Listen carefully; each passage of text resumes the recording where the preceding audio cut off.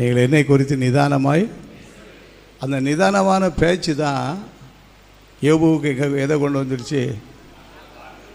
கண்ணால் காணக்கூடிய பெரிய கிருபையை கொண்டு வந்துச்சு.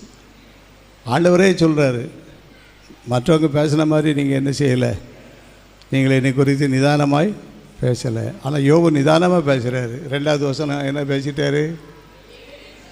தேவரீர் சகலத்தையும் செய்ய வல்லவர், நீ செய்ய நினைத்த காரியம் என்ன செய்யாது, தடைபடாது. இதெல்லாம் நல்ல விசுவாசத்தில் நிதானமான வார்த்தைகள். ஆமென்.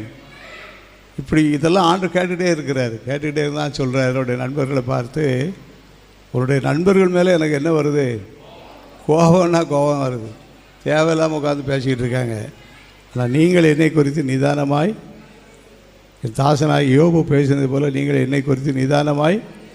அப்போ நம்ம எல்லாருமே ஆண்டவரை குறித்து சாட்சியாக பேசணும்.